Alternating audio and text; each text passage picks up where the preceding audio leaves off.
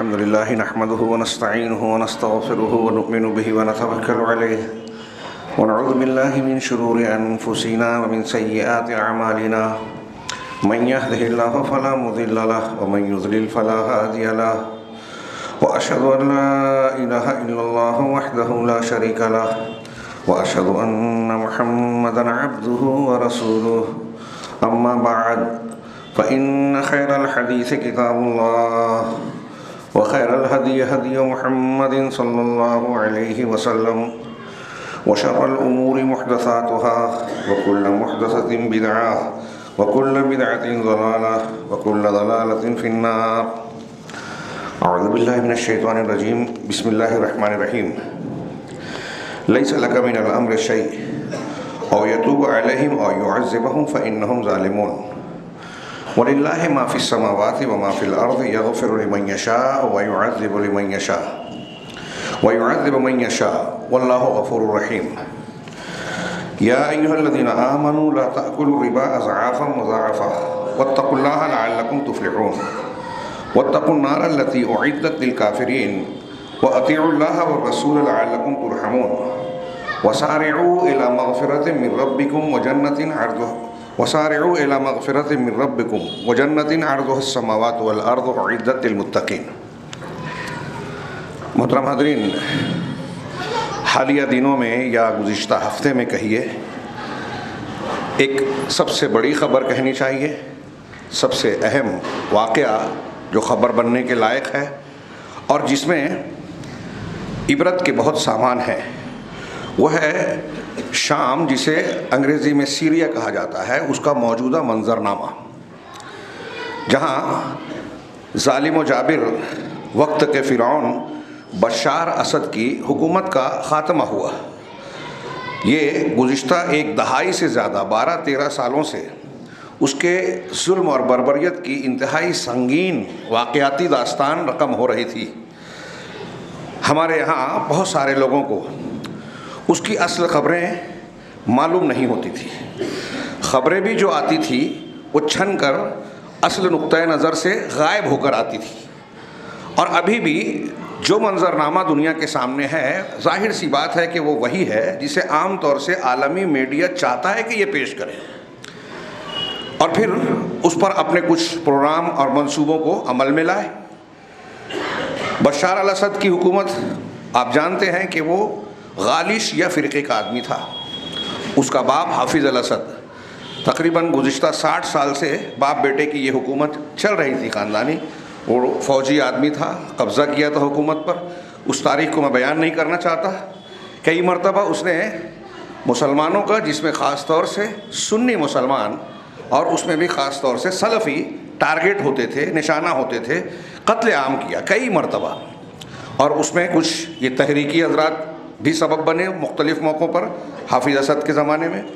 اور بعد میں اس نے بشار اسد نے جو قتل و غارت گری کا بازار گرم کیا، تو جو ریکارڈڈ اور عام طور سے آپ میڈیا پہ سنیں گے کہ 5 لاکھ سے زیادہ گزشتہ 12-13 سال میں 5 لاکھ سے زیادہ لوگوں کو، عوامی شام کے شہریوں کو، جسے میں وضاحت کر دوں کہ سنی اور اس میں ایک بڑی تعداد سلفیوں کی قتل کیا گیا، ظلماً مارا گیا. یہ 5 لاکھ ریکارڈڈ یا آن ریکارڈ بات کہی جاتی ہے. اگر آپ دوسری ذرائع کو دیکھیں گے، آزاد ذرائع میں، تو یہ 15-20 لاکھ سے زیادہ ہے. شہروں کو کھنڈر میں تبدیل کر دیا گیا. ہاں، اللہ رب العالمین نے شام کی سرزمین کو برکت والی زمین بنایا. اور جب ہم شام کہتے ہیں تو یہ موجودہ شام تو ہے ہی، پرانا جو اصلی شام ہے اس میں اردن، فلسطین وغیرہ شامل ہیں. اور اس اعتبار سے شام سے متعلق آپ پڑھیں گے بہت ساری احادیث اور روایات ہیں. فتنوں کے دور میں شامیوں اور یمنیوں کی تعریف اللہ کے رسول صلی اللہ علیہ وسلم کی زبان مبارک سے نکلے ہیں. وہاں اہل علم اور علم کا بسیرا ہونے کا ذکر ہے. اور آخر وقت کے جو واقعات ہوں گے، اہل ایمان کا جماوڑا اور اکٹھا ہونا وہاں ہوگا، جو آخری جنگ لڑیں گے. فی الحال شام میں جو معاملات ہوئے، اس میں یہ عرض کر رہا تھا کہ ہمارے لیے عبرت کا سامان ہے. بشار اسد بڑا ظلم، حکومت، اقتدار، قوت جس کے ہاتھ میں ہوتی ہے عام طور سے، وقت کا وہ فرعون سمجھتا ہے کہ میں جو چاہوں کر لوں، اور میرے ظلم و ستم کی کا سورج کبھی ڈھلے گا نہیں، شام نہیں ہوگی. لیکن آپ دیکھ رہے ہیں کہ آج اس شخص کو ایک نامعلوم جگہ پر رسیا میں جانے کے بعد، پہلے پتہ ہی نہیں تھا کہاں گیا، پناہ لینی پڑی، اور کوئی ملک یا کوئی شخص اس کے ساتھ ہمدردی کے ساتھ کھڑے ہونے والا نظر نہیں آتا۔ لاکھوں لوگوں کو قتل کیا، بے شمار لوگوں کو بے گھر کیا، قید و بند کی صعوبتوں میں ڈالا۔ منظر آتے تھے، بچے، چھوٹے چھوٹے بچے، خواتین جو ہیں وہ زمین کی پڑی ہوئی چیزوں کو، یہاں تک کہ مٹی کو کھانے پر مجبور تھے۔ انتہائی شدید سردی کے علاقوں میں، سرد علاقوں میں ان کے پاس بچھانے اور اوڑھنے کی بات تو دور، تن کو گرم رکھنے کے لیے معقول لباس کی بھی جو ہے سہولت موجود نہیں تھی۔ ایسی داستانیں اور مناظر آپ دیکھیں تو دیکھ نہ جائیں۔ ایک انسان جو درد مندی رکھتا ہے اپنے اندر، اس سے برداشت نہ ہو سکے۔ جیسے فلسطین کے آج حالات ہیں غزہ میں، ایسے ہی شدید ترین حالات شام میں بھی رہے۔ ایسے ہی حالات ایران کے زیر اثر اہواز کے، جس کی آج میڈیا میں بھی کوئی چرچا نہیں ہوتی، کوئی خبر نہیں آتی۔ وہاں کے سنی عرب مسلمانوں کے حالات بھی کچھ اچھے نہیں ہیں۔ جیسے فلسطینیوں پر یہودیوں کے مظالم ہوتے رہے ہیں، ایسے ہی ایرانیوں یعنی شیعوں اور رافضیوں کا ظلم اہواز کے سنی مسلمانوں پر مسلسل جاری ہے۔ 1.25 کروڑ سے زیادہ کی آبادی ہے۔ اس طریقے سے آپ دیکھیں کہ یہ مظالم جاری ہیں، اور دنیا کے دوسرے علاقوں میں، ہم اور آپ جہاں رہتے ہیں، یہاں بھی جس کو اقتدار حاصل ہوتا ہے اسے ایسا لگتا ہے کہ سب کچھ میرے ہاتھ میں ہے، میں جو چاہوں، میں جسے پسند کروں، وہ انصاف کا تقاضا ہو یا نہ ہو، ہم اسے نافذ کر لیں، عدالتوں کو، قانون کو اپنے حساب سے توڑے مڑوڑے، قانونی ایجنسیوں کو اپنے حساب سے استعمال کریں۔ آج ہندوستان میں یہ شکوہ ہمیں ہی نہیں، سیاسی پارٹیوں کو بھی ہے۔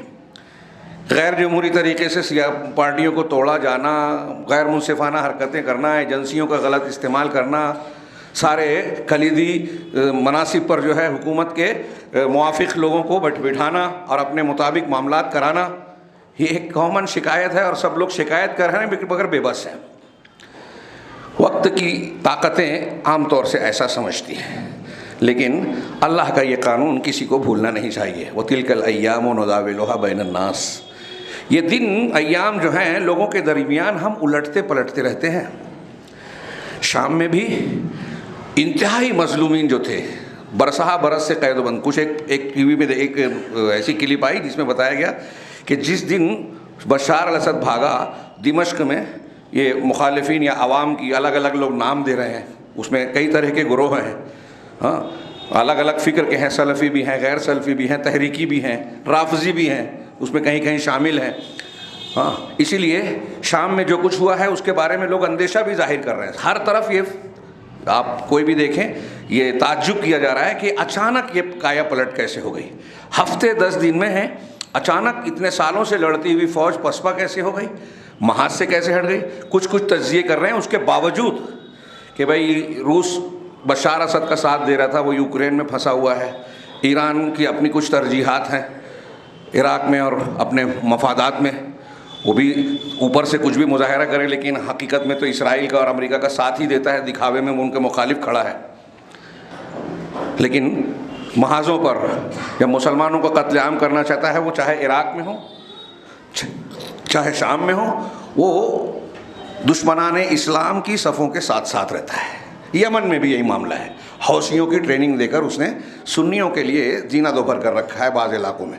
تو خیر، یہ جو پورا منظرنامہ ہے، اس میں میں یہ عرض کر رہا تھا کہ لوگوں کو تعجب ہے، اور اسی لیے لوگ تبصرہ کرنے سے احتیاط برت رہے ہیں۔ اور میں بھی کہتا ہوں کہ ٹھیک ہے، یہ بات قابل غور ہے کہ ممکن ہے عالمی طاقتوں کا اگلا کوئی منصوبہ اور پروگرام اس میں چھپا ہوا ہو سکتا ہے، اللہ محفوظ رکھے۔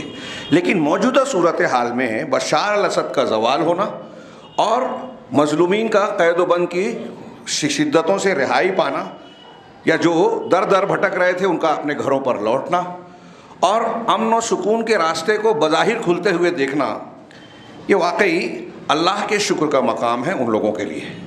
لیکن شکر کی اس گھڑی میں ہم اور آپ بھی یہ محسوس کرتے ہیں کہ واقعی مظلومین کی اللہ نے سنی، اللہ کی رحمت ان پر نازل ہوئی۔ اسباب جو بھی ہو، مسبب تو رب العالمین ہی ہے۔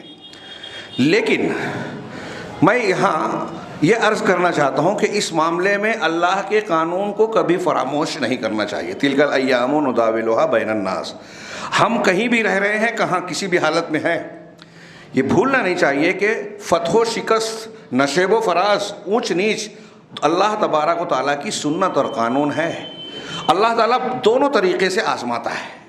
فلسطین میں اور یہاں شام میں ایک لمبے عرصے تک جو کچھ ہوا اور ہو رہا ہے, اس سے بعض مسلمان جو ہے شکوہ شکایت بھی کرنے لگتے ہیں کہ ایسے معصوم بچے, خواتین, بوڑھے, بے بس, معصوم نہتے لوگ مارے کاٹے جا رہے ہیں. اللہ کی حکمتیں اللہ جانتا ہے. اگر ہم مصیبت میں ہیں تو ہمارے صبر کا, ہماری امید کا, اللہ پر بھروسے کا امتحان ہے کہ ہم ایمان والے ہیں کہ نہیں. ہم پڑھتے ہیں انبیاء کرام پر کتنی شدتیں کی گئی, قتل کیا گیا, انبیاء کرام کو شہید کیا گیا, صحابہ کرام پر کیا کچھ ہوا, مکی زندگی میں کتنے مظالم ڈھائے گئے. ان مظالم سے گزرنے پر ان کے ایمان میں قوت آئی, حوصلہ, استقامت, امتحان پر اس پر پورے ہوتے تبھی ان کے درجات بلند ہوئے. اور یہ مقام حاصل ہوا کہ انہوں نے ایک مد, آدھا مد, 1 کلو, آدھا کلو اللہ کے راستے میں جو خرچ کیا, بعد میں آنے والا احد پہاڑ کے برابر سونا خرچ کر کے بھی ان کے برابر نہیں ہو سکتا. یہ حالات کے تقاضے کے مطابق درجات بلند ہوتے ہیں. آپ جب اللہ سے امید رکھتے ہیں, پریشانی کی حالت میں بھی آپ پریشان ہیں, تنگی میں ہیں, مرد اور خواتین سب اس پر غور کریں کہ یہ ایمان کا تقاضا ہے کہ ہم کسی بھی حالت میں اللہ سے امید رکھیں. جب آپ اللہ سے امید رکھتے ہیں تو اس کی ایک ایمانی لذت ہے. اللہ رب العالمین کی طرف سے اس پر خصوصی کرم اور رحمت کی امید کی جاتی ہے. یہ امید رکھنا دل سے, بغیر کسی شکوہ شکایت سے, یہ اللہ کو پسند ہے, اللہ کی عبادت ہے, دل کا عمل ہے. یہ کب ہوگی؟ جب ہم پریشانی کی حالت میں آتے ہیں تو اس کا امتحان ہوتا ہے. تو اللہ رب العالمین کی حکمتیں وہ جانتا ہے, وہ ڈھیل دیتا ہے, آزماتا ہے. ایک طرف آزمائش بھی ہوتی ہے اور دوسری طرف فتح و شکست کے قانون میں اللہ رب العالمین نے یہ بھی بتایا کہ ہمارے اور آپ کے اعمال و عقائد کا دخل بھی ہوتا ہے. آپ اور ہم کیا کر رہے ہیں؟ خوشی, نعمت, احسان ہم کو ملی اور ہم اترانے لگے, اللہ کو بھول گئے, اس کے دین کو کنارے کر دیا. کیا عقیدہ توحید, کیا حلال حرام, کیا شریعت, اس سے مطلب ہی نہیں ہے. تو اللہ تعالیٰ ضرب لگاتا ہے. اسی طریقے سے اگر پریشانی اور تنگی میں ہے اور ہم نے شکوہ شکایت شروع کر دیے کہ ایسا کیوں ہو رہا ہے, ہمارے ساتھ ہی کیوں ہوتا ہے, جو مسجدوں کو توڑ رہے ہیں, حملے کر رہے ہیں, بے گناہوں کو قتل کر رہے ہیں, گھروں کو اجاڑ رہے ہیں, بلڈوزر چلا رہے ہیں, بے گناہوں کو جو ہے قید و بند میں ڈال رہے ہیں, جیل میں ڈالتے ہیں, جھوٹے مقدمات عائد کر دیتے ہیں, وہ اقتدار کے مزے لوٹ رہے ہیں. ہمیں دکھائی دیتا ہے کہ وہ مزے لوٹ رہے ہیں, اللہ تعالیٰ کی تھوڑی سی ڈھیل کا فائدہ اٹھا رہے ہیں, لیکن بالآخر ان کا انجام کیا ہونا ہے بشار اسد کو دیکھیے. وہ تو ابھی محفوظ گیا ہے, ہو سکتا ہے اس کی یہ زندگی اس کے لیے موت سے زیادہ تکلیف دہ ہو جو اب تک اقتدار کے مزے لوٹتے آ رہا تھا. اس تناظر میں میں نے یہ جو قرآن کی آیتیں پڑھی ہیں آپ حضرات کے سامنے خطبہ مسنونہ کے بعد, بڑی شاندار ہے. آیت کا ایک ایک ٹکڑا ایک ایک خطبے کا تقاضا کرتا ہے کہ فتح و شکست کا, اس میں اللہ کا قانون کے کچھ پہلو اس میں ان آیتوں میں آپ ملاحظہ فرمائیں. یہ آیتیں غزوہ احد کے تناظر میں اللہ رب العالمین نے جو ہدایات, ارشادات اور رہنمائی فرمائی ہے ان آیتوں میں سورہ آل عمران کی, اس کے بیچ میں یہ کہا, جو آیت جہاں سے میں نے پڑھی اس سے 1-2 آیت پہلے یا پچھلی آیت میں اللہ نے کہا کہ اگر تم صبر کرو گے اور تقوی اختیار کرو گے, صبر اور تقوی اختیار کرو گے تو کافروں کی, دشمنوں کی چالیں تم کو کچھ نقصان نہیں پہنچائیں گی. ان تصبروا وتتقوا لا یضرکم کیدہم شیئا. اگر تم صبر کر لو, تقوی اختیار کرو, شریعت کی پابندی, تقوی کے مفہوم میں بتا رہا ہوں, تو دشمنوں کی چال تمہیں نقصان نہیں پہنچائے گی. یعنی غلبے کا, دشمنوں کے مقابل میں فاتح رہنے کا نسخہ ہے صبر اور تقوی. اس میں پوری ایمانیات آ گئی. صبر اور تقوی کی تشریح کا فی الحال موقع نہیں, موقع مختلف انہی آیتوں میں آگے بیان کیا گیا ہے. اس کے فوراً بعد یہ جو واقعات پیش آئے تھے غزوہ احد میں, آپ جانتے ہیں کہ پہلے حلے میں جو مقابلہ شروع ہوا تو ابتدائی کچھ ہی دیر میں, گھنٹے 2 گھنٹے میں مسلمان غالب آ گئے. کافر پسپا ہوئے کفار مکہ کا لشکر پیچھے ہٹا اور بہت سارے لوگ میدان چھوڑ کر بھاگنے لگے۔ اس چیز کو دیکھ کر اللہ کے رسول صلی اللہ علیہ وسلم نے احد پہاڑ کی پچھلی گھاٹی پر، جہاں مسلمانوں کا علاقہ تھا، محاذ تھا، اس کے پچھلے حصے پر گھاٹی پر 50 تیر اندازوں کو آپ نے متعین کیا تھا اور تلقین کی تھی کہ کچھ بھی ہو جائے، حالات کیسے بھی ہوں، یہ جگہ نہیں چھوڑنا، چاہے ہم کو فتح ہو یا شکست ہو۔ لیکن جب دیکھا کہ مقابل دشمنان میدان چھوڑ رہے ہیں، بھاگ رہے ہیں، تو ان میں سے کئی لوگوں نے کہا کہ ہمارا مقصد حاصل ہو گیا، جب وہ میدان سے بھاگ ہی رہے ہیں تو کیوں نہ ہم ان کا تعاقب کریں، میدان مال غنیمت سمیٹے۔ امیر نے روکا، لیکن کئی لوگوں نے مانا نہیں۔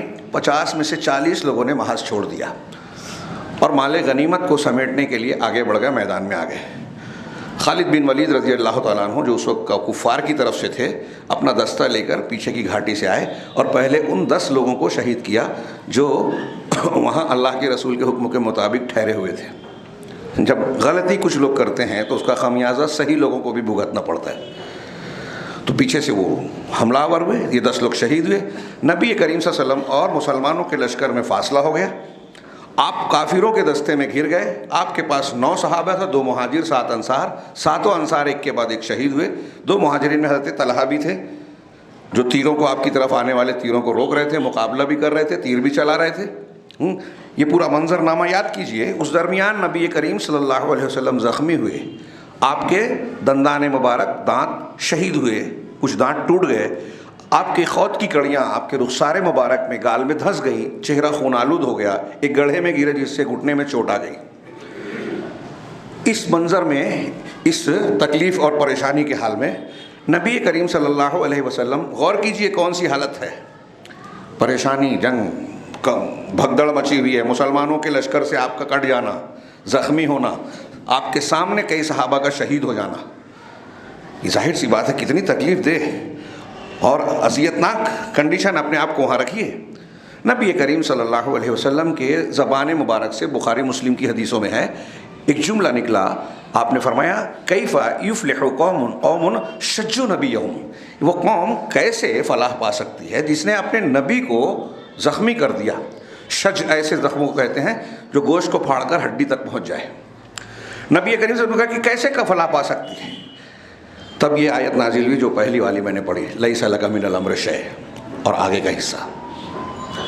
تھوڑی سی وضاحت کچھ اور روایتوں میں ہے کہ اللہ کے رسول صلی اللہ علیہ وسلم کے کچھ صحابہ کو بعض لوگوں نے دھوکہ دیا اور دھوکے سے لے جا کر شہید کیا مسلمان لوگوں کو، 70 صحابہ کو۔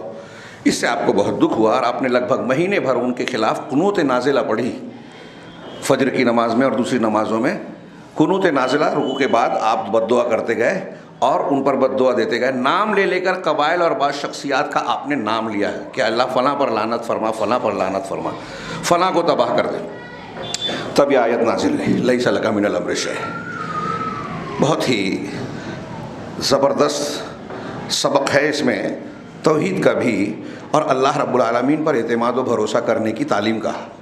اللہ نے فرمایا اے رسول لیس لک من الامر شیء، آپ کا معاملے میں کوئی اختیار نہیں ہے، اختیار صرف اللہ کا ہے۔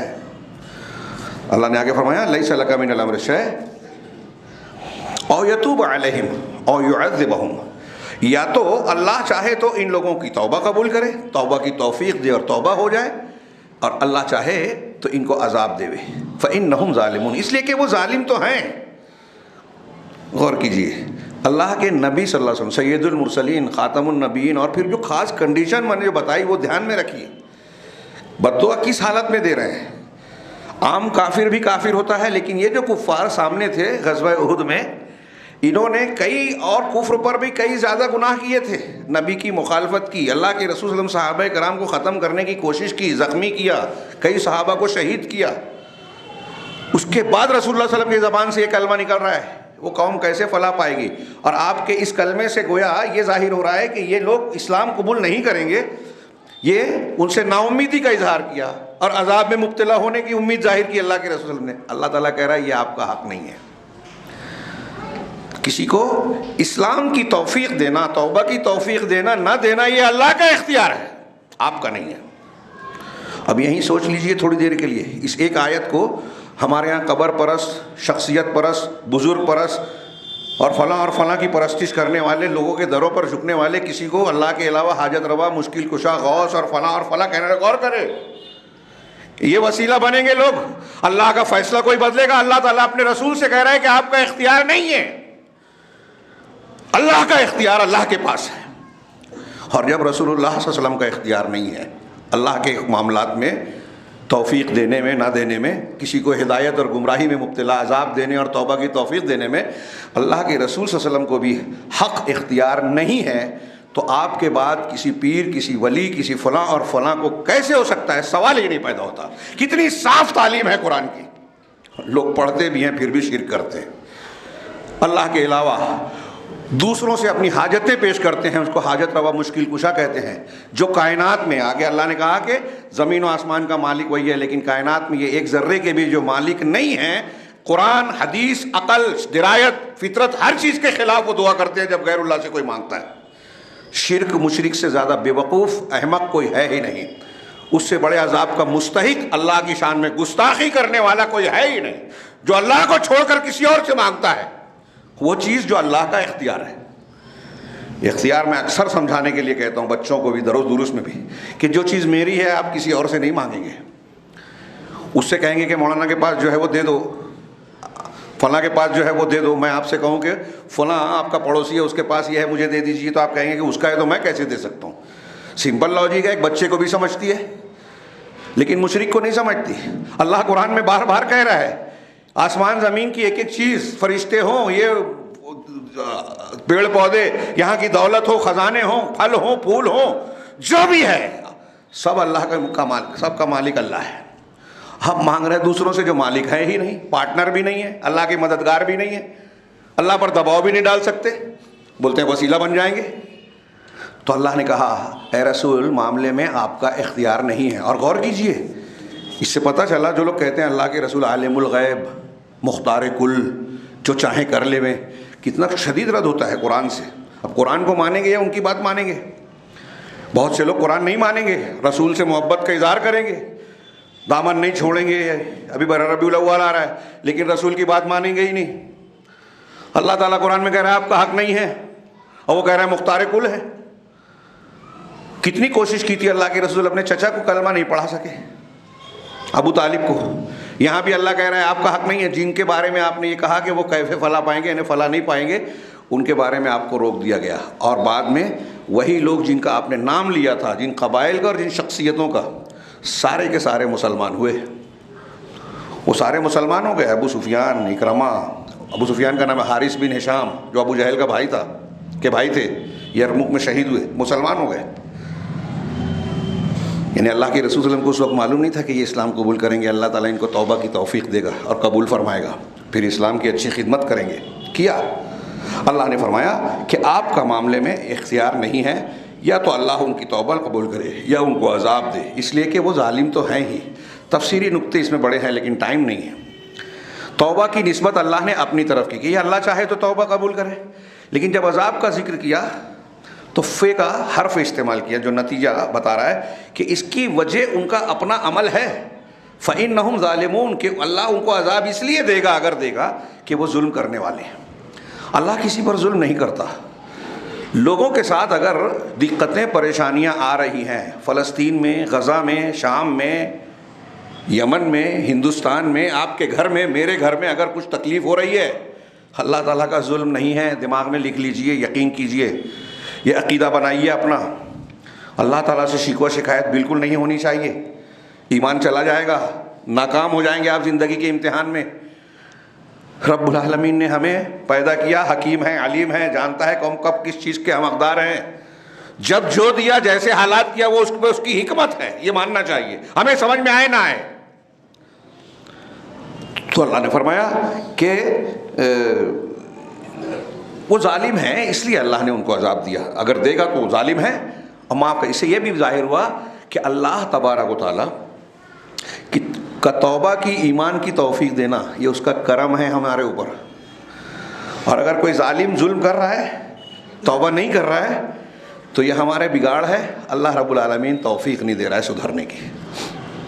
کتنے مشرک بدعتی گنہگار ہم اور آپ ہیں، گناہ میں مبتلا ہیں، جانتے ہیں گناہ ہیں، توبہ نہیں کرتے اس لیے کہ توفیق نہیں مل رہی ہے۔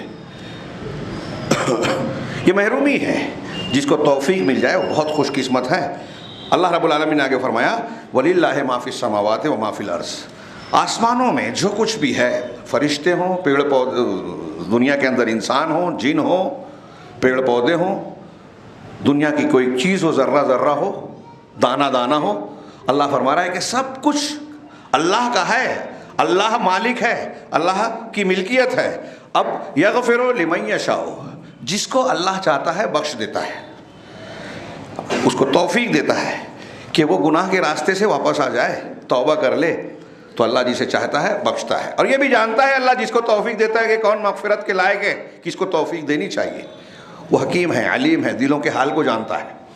ایک آدمی آج ہمیں دیکھتا ہے، بہت کتنے لوگ ہیں نا سیاستداں، دیکھیے کہ کیا کیا کر رہے ہیں، صفاقی قتل عام کرتے ہیں، ہاں، دنیا کے امن اور چین کے ٹھیکیدار، حقوق انسانی کے ٹھیکیدار لاکھوں لوگوں کو مار دیتے ہیں اور امن چین کے وہ علم بردار بنتے ہیں کہ ہم تو دنیا میں امن قائم کرنا چاہتے ہیں۔ دکھاوے میں سب لوگ، ہمارے ہاں لوگ سفید پوشی دکھاتے ہیں، ہاں، بڑے بڑے فرعون بھی آج اپنے آپ کو میڈیا کو استعمال کر کے بتاتے ہیں کہ میں بہت کام کر رہا ہوں، اچھا کر رہا ہوں، انسانیت نوازی کر رہا ہوں۔ تو کون کیا ہے اللہ جانتا ہے، کہ کون کس چیز کی توفیق کا مستحق ہے اللہ خوب جانتا ہے۔ یغفر لمن یشاء ویعذب من یشاء، جسے چاہتا ہے رب العالمین بخشتا ہے، اور جس کو چاہتا ہے عذاب میں مبتلا کرتا ہے۔ واللہ غفور رحیم، اور اللہ بہت بخشنے والا، رحمت والا ہے۔ اب اس پہ بھی بڑے علماء نے لکھا کہ اللہ نے یہاں دو نام ذکر کیا، عذاب کا بھی ذکر ہے، لیکن اللہ نے ایک نام یہ نہیں ذکر کیا کہ اللہ تعالیٰ بخشنے والا ہے اور انتقام لینے والا ہے یا عدل کرنا، دونوں رحمت والے نام، کہ بخشنے والا اور رحم والا۔ اس کا مطلب یہ ہے کہ اللہ کی رحمت اس کے غضب پر غالب ہے، ہم پر رحمت زیادہ کر رہا ہے۔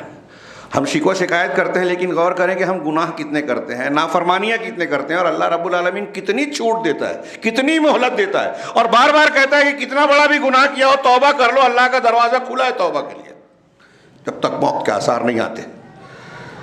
ان آیتوں کے بعد جو اللہ نے فرمایا، میں اصل میں وہ پیش کرنا چاہتا ہوں کہ آج کے ہمارے ماحول، شام کے تناظر میں، غزہ کے تناظر میں، ہندوستان اور دنیا کے دوسرے مناظر کے تناظر میں، ہر مرد اور عورت غور کرے کہ فتح و شکست کا اصول کیا ہے۔ اللہ کی فرما برداری، ایمان، اطاعت رسول، تقوی، صبر، اگر یہ چیزیں ہمارے اندر ہیں تو مدد ملے گی، فتح ملے گی، عزت ملے گی۔ اور اس کے بالمقابل اگر ہمارے اندر اوصاف ہیں، برائیاں ہیں، دین سے دوری ہے، دین بیزاری ہے، جو آج مسلمانوں کی اکثریت پر غالب ہے، تو اللہ کے تعزیانے پڑیں گے، دشمن کو غلبہ حاصل ہوگا، ہم ذلیل و خوار ہوں گے اور ہو رہے ہیں، اور دنیا کی رسوائیاں، پریشانیاں ہمارا تعاقب کریں گی اور کر رہی ہیں۔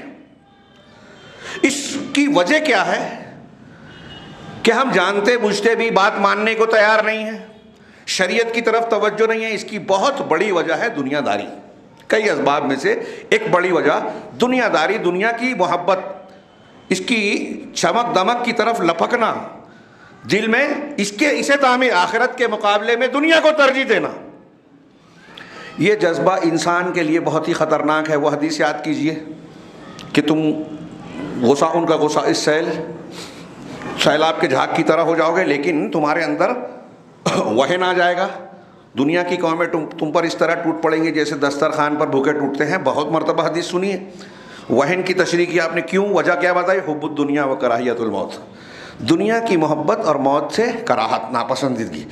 دنیا کی محبت اور دنیا کی محبت پیدا کرنے کے جو اسباب ہیں، آج آپ نوٹ کیجئے ہمارے یہاں وہ ساری چیزیں موجود ہیں، ساری چیزیں۔ اس کی ایک اعلیٰ ترین شکل ہے دنیا کی محبت پیدا کرنے والی، سودی لین دین۔ آپ کوئی حاجت مند آتا ہے، پریشان حال ہے، ضرورت مند ہے، تو اس کو قرض دے کر، جس میں آپ کو اجر و ثواب ملے، جس میں آپ کسی کی مدد کا جذبہ رکھیں، یہ ہو کہ ابھی اس کا کام نکل جائے، بعد میں میرا پیسہ لوٹا دے گا۔ اب آدمی سوچتا ہے کہ اس کو دوں گا تو پتہ نہیں ملے گا کہ نہیں ملے گا، کتنے دن پہ ملے گا تو اتنا ہی ملے گا، اور اگر سودی قرض دے دوں تو بڑھ کر ملے گا، پیسہ بڑھتا رہے گا۔ یہ جذبہ جب آیا دل میں تو انسانی ہمدردی، قربانی کا جذبہ، دوسروں کے لیے اپنی ضرورت کو پر ترجیح دینے کا جذبہ ختم ہو جاتا ہے، ایثار، قناعت، یہ سب ختم، مروت نہیں آتی۔ کوئی مر رہا ہے ہمیں کیا فرق پڑتا ہے، کوئی بھوکا ہے فاقے سے ہے ضرورت مند ہے لیکن تڑپ رہا ہے، ہم کو فرق نہیں پڑتا، ہم اگر پیسہ دیں گے تو ہم کو نفع چاہیے۔ سود خور اس طرح سفاک، ڈاکو سے زیادہ سفاک ہو جاتا ہے۔ سود خوری جو ہے دنیا داری کی ایک انتہا ہے، اور حیرت انگیز بات یہ ہے کہ دنیا میں آج یہ اتنا عام ہے کہ بہت سارے مسلمان اس کو اس کو غیر ضروری سمجھ کے اختیار کر بیٹھے ہیں، اور بہت سے مسلمان کوشش کرتے ہیں بچنے کے لیے تو بچ نہیں پاتے ہیں۔ کیسے بچیں؟ سرکاری اسکیم ہے، ہم گورنمنٹ سرونٹ ہیں، ہم یہ ہیں، ہم وہ ہیں، اور اب تو ہمارے یہاں ایسے علماء پیدا ہو گئے ہیں جو فتوے نکالتے ہیں، راستے نکالتے ہیں کہ کس طرح سود کو حلال کر کے قابل قبول بنایا جائے، ہے نا؟ بخاری کی روایت ہے، ایک زمانہ آئے گا کہ آدمی کو یہ پرواہ نہیں ہوگی کہ اس کے جو کمائی کی ہے حلال سے کما رہا ہے یا حرام سے۔ ابھی ہمارے ایک دوست نے کلپ بھیجی، اڑ گئی، میں نے آدھا ادھورا سنا تھا۔ ایک مولوی صاحب ہے، شاید جلگاؤں کی طرف کے کہیں ہیں، باقاعدہ پروگرام لے رہے ہیں، تقریریں کر رہے ہیں، اور یہ ترغیب دے رہے ہیں کہ مسجدوں کے اماموں اور مؤذنین کو، ائمہ مساجد اور مؤذنین یہ معاشی طور سے کمزور ہوتے ہیں، مولوی لوگ کمزور ہوتے ہیں، انہیں اس بات پر ابھارا جائے کہ اسٹاک ایکسچینج کی فلاں فلاں کمپنی کے شیئر خریدے جائیں، پیسہ اسٹاک ایکسچینج میں لگائیں، شیئر کی خریدی کی جائے۔ میں نے دیکھا کچھ فقہ اکیڈمی کی کچھ کتابیں اور یہ بازار میں ہیں، وہ مختلف شرائط کو بیان کر کے کہتی ہیں کہ آپ شیئر مارکیٹ میں پیسہ لگا سکتے ہیں۔ ہمارے آج پرسنل لا بورڈ کے جو امیر ہیں خالد سیف اللہ رحمانی صاحب، ان کی کوئی ایک کمیٹی تھی، اخبارات میں یہ پہلے دیتی تھی، ابھی کا کیا حال ہے پتہ نہیں، کئی سال پہلے میں نے دیکھا کہ اس مہینے میں فلاں اسٹاک ایکسچینج کی کمپنی ہے جس میں پیسہ لگایا جا سکتا ہے، شرعاً کوئی قباحت نہیں۔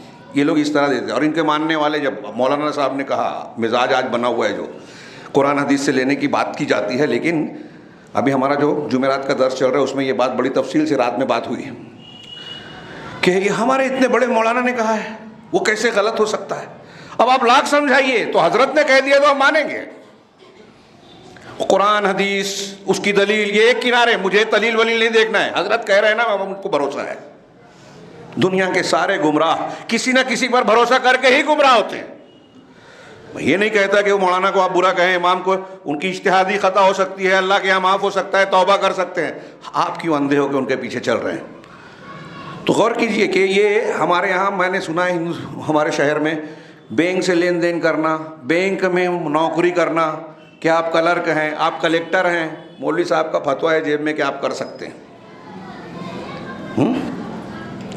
اسٹاک ایکسچینج آپ جب اس کے اصول ضوابط کو دیکھیں گے، ٹرم اور کنڈیشنز کو دیکھیں گے، تفصیلات کو دیکھیں گے، میں اس منبر پہ کھڑے رہ کر ذمہ داری سے کہہ رہا ہوں، لوگ لمبی چوڑی گفتگو اور بحث کرتے ہیں کہ مشارکت اسلام میں ہے، یہ ہے، کوئی اسٹاک ایکسچینج میں مجھے اب تک ایسا نہیں ملا جو کسی شیئر کو خرید کے یہ دیکھتا ہو کہ سالانہ کیا کمائی کی اس کمپنی نے، اس کا میں منافع کا حصے دار بنوں۔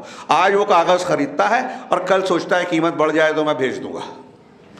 اس کو بیع عینہ کہیں گے کہ آپ پیسے پہ پیسہ بڑھا رہے ہیں، بیچ میں صرف کاغذ ڈال رہے ہیں۔ یہ ایک پہلو ہے۔ دوسرا، اس کی جو ٹرم اور کنڈیشن ہے اس میں جو سودی پیسے لگے ہوئے ہیں اور بہت ساری چیزیں، اسلام کے موافق نظر بالکل نہیں آتا۔ کہاں سے یہ علماء کرام اتنے جرأت مند ہو گئے ہیں کہ لوگوں کو جا کے اس حرام کاری کی باقاعدہ ترغیب دے رہے ہیں۔ اسٹاک ایکسچینج میں پیسہ لگائیے، مولوی صاحب کی رہنمائی لیجئے۔ کتنی اسکیموں میں ابھی لاکھوں روپیہ ہمارے لوگ گنوا چکے ہیں، اور جب یہ گنوائیں گے تو یہ مولوی نظر نہیں آتے، یہ لگانے والے، فتویٰ دینے والے نظر نہیں آتے۔ کس بنیاد پر آپ یہ بات کہہ رہے ہیں؟ آپ لوگوں کو سود خور، حرام خور بنانے کی ترغیب دے رہے ہیں، اور جب آپ حرام خوری کی طرف لے جاتے ہیں تو دنیا داری کی طرف لے جاتے ہیں، آخرت کو فراموش کرتے ہیں، دنیا کی طرف لاتے ہیں، اور اس کا نتیجہ یہ ہوتا ہے کہ غزوہ احد میں اللہ رب العالمین نے فتح دی پہلے، اور چند صحابہ کرام نے مال غنیمت کے لیے جب مال کی طرف لپکے تو نتیجہ فتح کا نقشہ بدل گیا۔ اس کو ہم شکست پوری نہیں کہہ سکتے، لیکن شکست جیسا معاملہ مسلمانوں کے ساتھ ہو گیا۔ 70 صحابہ کرام شہید ہوئے ایک غلطی سے، خود رسول اللہ صلی اللہ علیہ وسلم زخمی ہوئے۔ اللہ کے نبی صلی اللہ علیہ وسلم کی تو ذاتی طور پہ غلطی نہیں تھی، وہ 10 صحابہ جو گھاٹی پہ پہلے سے ہٹے نہیں تھے ان کی تو غلطی نہیں تھی، لیکن وہ بھی پیچھے ہمارے سماج میں اگر کوئی گناہ کرتا ہے، حرام خوریاں عام کرتا ہے، تو ہمارے سماج کی کشتی میں سوراخ کر رہا ہے.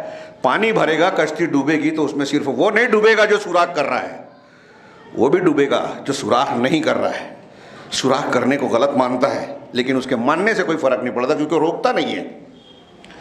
یہ مثال حدیث میں ہے، صحیح بخاری میں اللہ کے رسول اللہ نے بیان فرمائی امر بالمعروف نہی عن المنکر کے باب میں. تو اس تناظر میں ان آیتوں میں اللہ رب العالمین نے فرمایا، غور کیجئے. اب ہمارے یہاں میں نے ابھی عرض کیا نا، دین سے بیزاری، دنیا داری، دین سے بہت ہی بیزاری پائی جاتی ہے. کل پرسوں ہمارے دوستوں میں بات ہو رہی تھی کہ مسجد میں کچھ لوگ نماز میں بہت غلطیاں کرتے ہیں.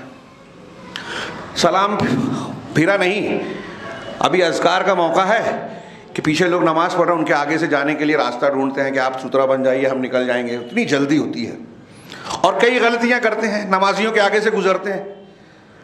تو بات یہ ہوئی کہ بھائی ایسے لوگوں کے لیے مسجد میں پروگرام کیا جائے.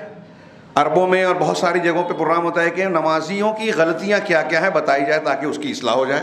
کیسے کھڑا ہونا چاہیے، رفع الیدین کیسے ہونا. ہمارے ہاں آج آدھے سے زیادہ لوگ اس سلسلے میں توجہ نہیں. دین ہے نا، کوئی مسئلہ نہیں، فارمالٹی. جمعہ میں آ گئے، آنا پڑے گا، ماحول ہے.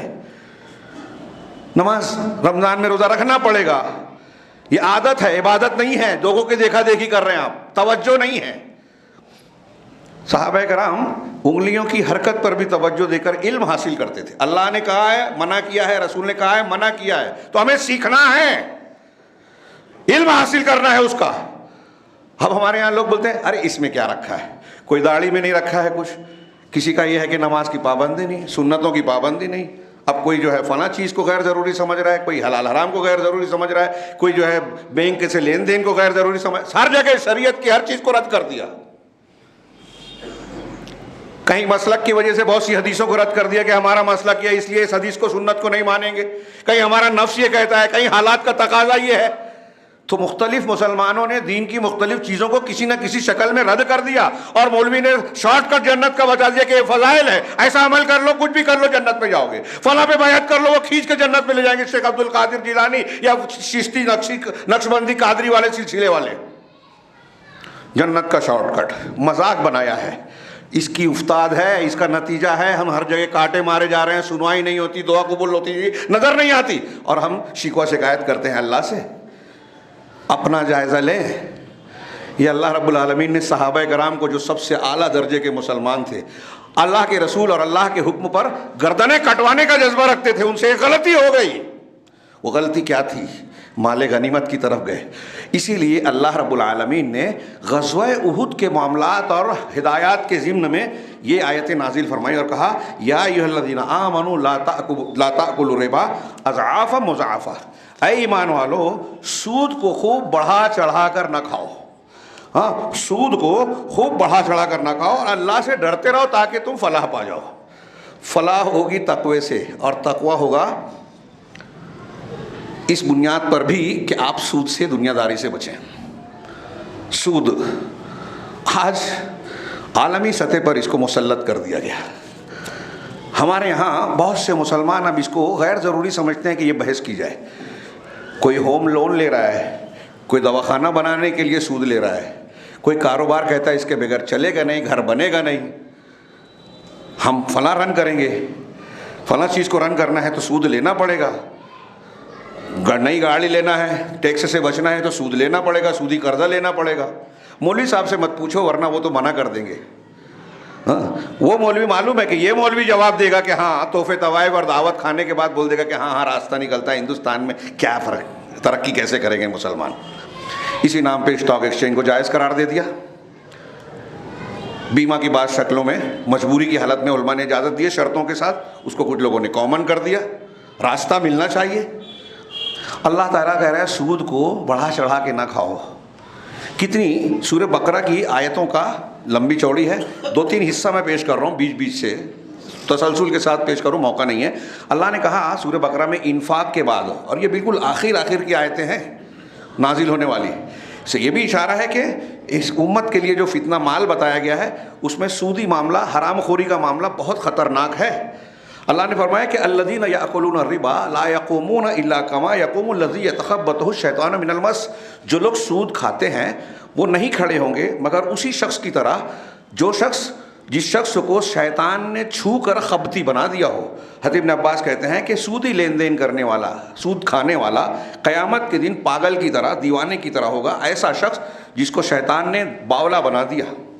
ہاں، اسی طرح انہی آیتوں میں آگے اللہ نے فرمایا یمحق اللہ الربا ویربی الصدقات، اللہ سود کو مٹاتا ہے۔ پہلی آیت میں قیامت کا ذکر کیا،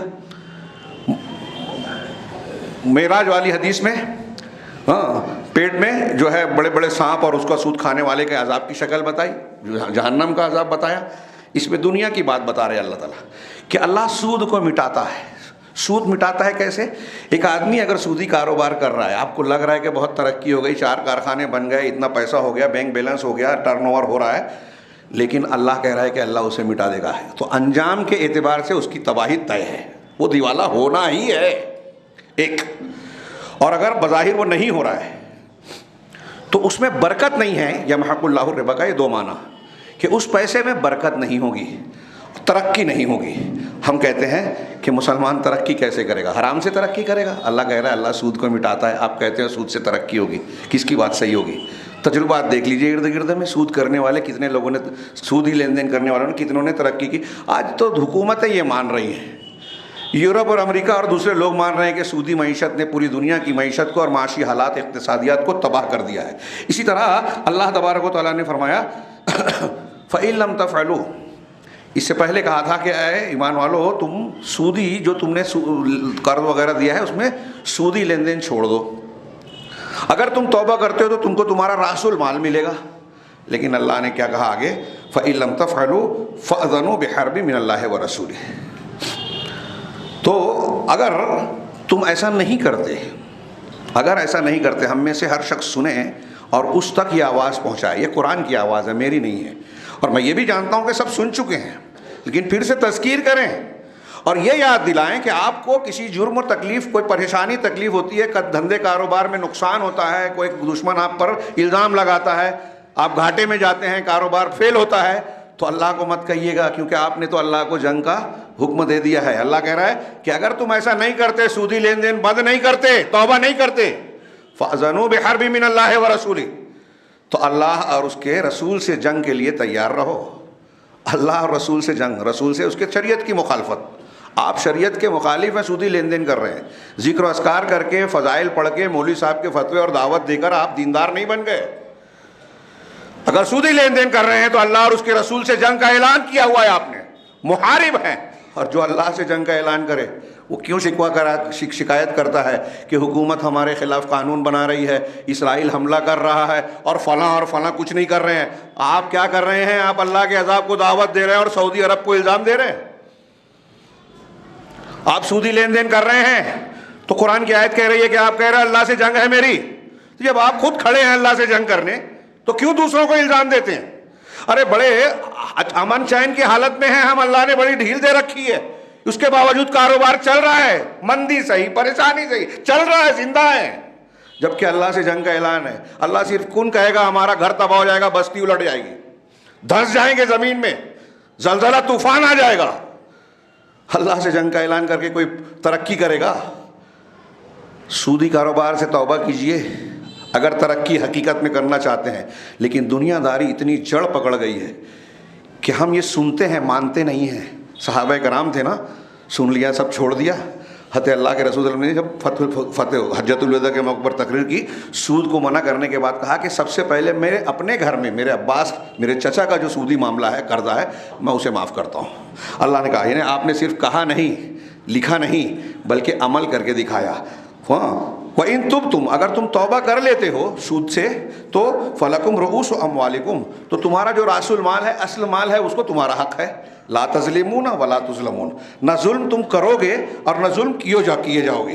ہاں، غور کیجئے کہ ان آیتوں میں آگے اللہ تبارک و تعالیٰ نے ایک جگہ فرمایا، آیت کو ختم کرتے ہوئے، وَمَنْ عَادَ، اور جو واپس سود لے گا، فَأُولَئِكَ أَصْحَابُ النَّارِ، یہ جہنمی ہے۔ سود کا یہ ایک انجام، یہ جہنمی ہے۔ وَهُمْ فِيهَا خَالِدُونَ، اور وہ اس میں ہمیشہ ہمیشہ رہیں گے۔ انہی آیتوں کے ضمن میں اللہ نے کہا، فرمایا وَاللَّهُ لَا يُحِبُّ كُلَّ كَفَّارٍ أَثِيمٍ، اللہ رب العالمین ہر کفار ناشکر کافر کو اور گنہگار کو پسند نہیں کرتا. یہ سودی کاروبار کرنے والے کے بارے میں کہا ہے. لا یحب، پہلا یہ کہ اللہ کا وہ پسندیدہ نہیں ہے. کتنے بھی فضائل پر عمل کر رہا ہو، ہاں سنن و نوافل کر لیا، اپنے آپ کو فت پوش بتا رہا ہے، مولوی صاحب ہیں اسٹاک ایکسچینج کی تبلیغ کر رہے ہیں، ہاں اللہ سے جنگ کا اعلان کی تبلیغ کر رہے ہیں، فتویٰ دے رہے ہیں حرام کو حلال بنانے کا، اللہ سے جنگ کے اعلان کو فتویٰ دے رہے ہیں، بڑھاوا دے رہے ہیں. مولوی صاحب کے کہنے سے کوئی حرام حلال نہیں ہوگا، یہ ہمارا کہتے ہیں، جانتے ہیں، مانتے نہیں ہیں. مولوی صاحب نے کہہ دیا تو اپنا فائدہ ہے، مان لیا، اپنے حساب سے فتویٰ لے آیا، دوسرے کا حق مار لیا. پہلی چیز سودی لین دین والے کے اللہ پسند نہیں کرتا. دوسری چیز کل کفارن، ہر کافر کو، کفار کفر سے مبالغے کا صیغہ ہے، ناشکرہ ترجمہ کرتے ہیں، کافر بھی کرتے ہیں. کافر سود خور جو ہے، کافر کیسے ہوگا؟ اگر کوئی شخص سود کو حلال سمجھ کے لیوے دیوے.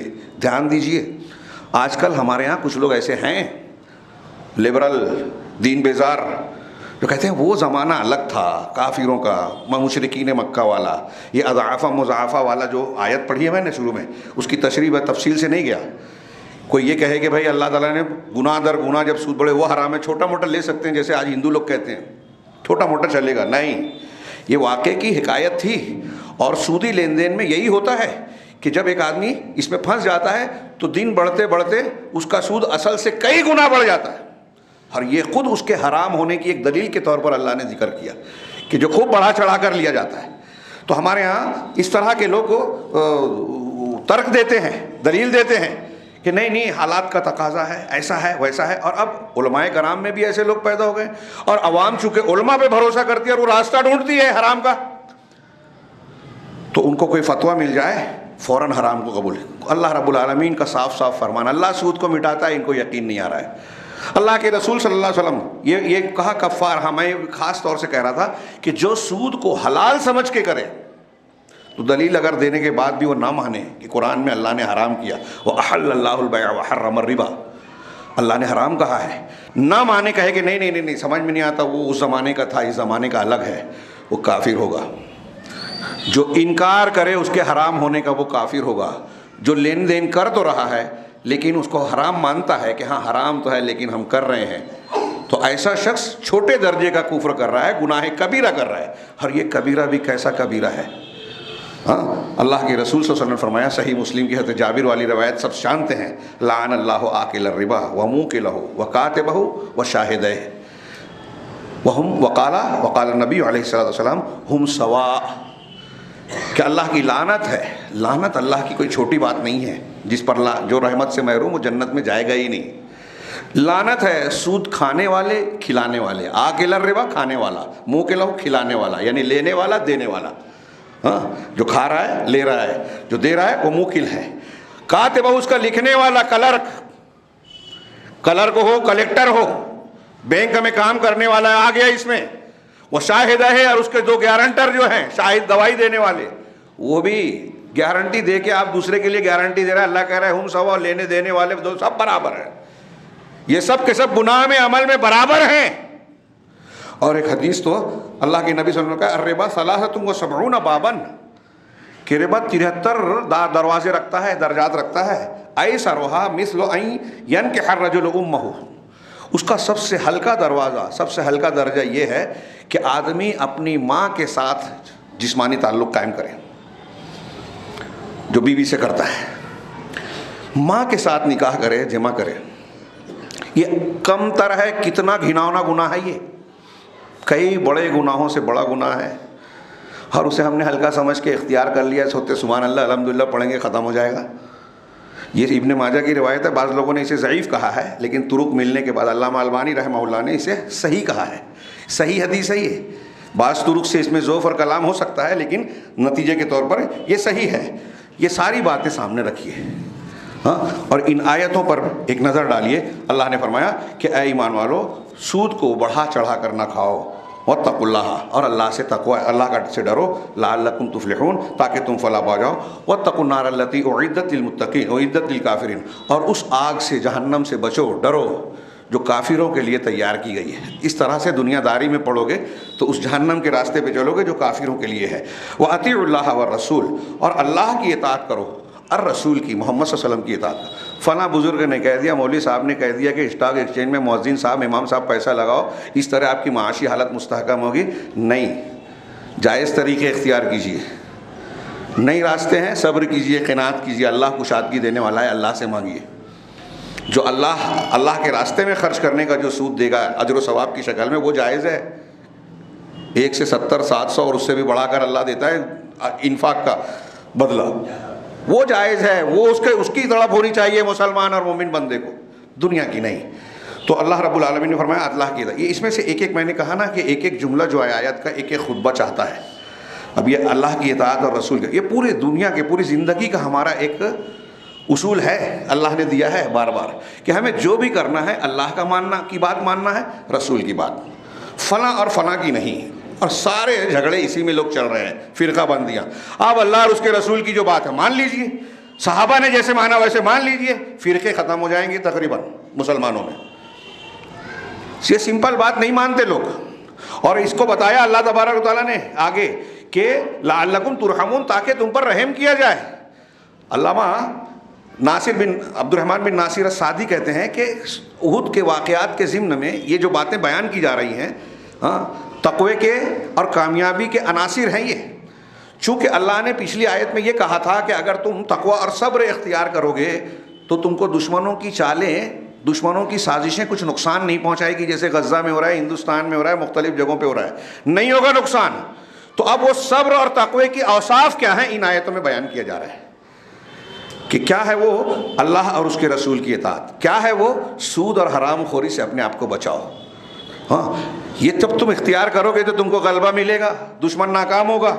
اور آگے کہا تم پر رحم ہوگا. اور میں یہاں ختم کر رہا ہوں، وسارعوا الی مغفرۃ من ربکم وجنۃ عرضھا السماوات والارض، اور اس جنت کی طرف، اور لپکو اللہ کی، اپنے پروردگار کی مغفرت اور اس جنت کی طرف جس کی چوڑائی آسمانوں اور زمین کے برابر ہے، جو متقیوں کے لیے تیار کی گئی ہے. دیکھیے 3 مرتبہ اس آیت میں، 2 آیتیں پڑھی ہے، 3 مرتبہ اس میں تقوی آیا ہے. یا ایھا الذین آمنوا خطاب کر کے پہلے کہا گیا. تو اہل علم و مفسرین نے کہا کہ جہاں بھی اللہ نے کہا اے ایمان والو ایسا کرو، تو اس کا مطلب یہ ہے کہ جو آگے حکم دیا جا رہا ہے، جس سے منع کیا جا رہا ہے، اس کو مان لینا ایمان کا تقاضا ہے. ہم اگر مومن ہیں تو یہ کرنا چاہیے، لیکن ہم سیریس نہیں ہوتے. ارے ہاں ہوتا ہے، چلے گا، کیا اللہ معاف نہیں کرے گا. شریعت کے سارے احکامات کے بارے میں ہمارا رویہ اب ایسا ہی بن گیا ہے. یہ سیکنڈری چیز ہے. دنیا داری، رسم و رواج، شادی بیاہ، ساری چیزیں ضروری ہے، دین ضروری نہیں ہے. یہی ہے عذاب کی دعوت دینا، اللہ اور اس کے رسول کی اطاعت سے نکلنا. چنانچہ پہلے کہا کہ واتقوا النار، کہ جہنم سے بچو. تقوی یہاں بھی کہا گیا، اسی طرح کہا اعدت للمتقین، جو متقیوں کے لیے تیار کی گئی ہے. اور آگے کہا گیا کہ تم اللہ سے ڈرو، تقوی اختیار کرو، جہنم سے بچو. اور متقیوں کے لیے 2 جگہ متقین، 3 جگہ کہا گیا. یعنی ہماری کامیابی کا اصل راز تقوی ہے، اور تقوی کا مطلب ہے شریعت کی پابندی. اس آیت میں آگے جو ہے اللہ تبارک و تعالیٰ نے متقیوں کی صفات بیان کی گئی ہے کہ جو خوشحالی ہو، تنگی ہو، اللہ کے راستے میں خرچ کرتے ہیں، غصہ ہو جائے تو معاف کرتے ہیں، اور ان کے اوصاف بیان کیے گئے ہیں. اللہ رب العالمین سے دعا ہے کہ وہ ہمیں تقوی اور پرہیزگاری کو اختیار کرنے کی توفیق عطا فرمائیں. اور شام ہو، فلسطین ہو، ہندوستان ہو، مسلمانوں کو ایسے عمل کی توفیق دے کہ دشمنوں کی چالیں ناکام ہوں، ان کے منصوبے ناکامیاب ہوں، اور مسلمانوں کو عزت، وقار، تحفظ، امن اور سلامتی ملے. دنیا میں بھی امن و سلامتی ملے اور آخرت میں بھی کامیابی ملے. اللہ رب العالمین نے صرف دعا کو نہیں بلکہ شریعت کے اصولوں کو بھی بتایا ہے کہ اگر آپ امن و سلامتی دنیا میں اور آخرت میں چاہتے ہیں تو یہ ایک جگہ کا نمونہ ہم نے پڑھا کہ تقوی اختیار کرنا ہوگا، شریعت کی پابندی کرنی ہوگی، اللہ رب العالمین کی حرام کی ہوئی چیزوں سے اپنے آپ کو بچانا ہوگا. اس کے بغیر ہم تحفظ نہیں پا سکتے. اللہ رب العالمین ہمیں تحفظ کے لائق بنائے. اقول قولی ھذا واستغفر اللہ لسائر المسلمین وصلی اللہ علی نبینا محمد. بارک اللہ لنا ولکم فی القرآن المجید ونفعنا وإیاکم بالآیات والذکر الحکیم انہ تعالی جواد کریم علیکم برور رب العالمین.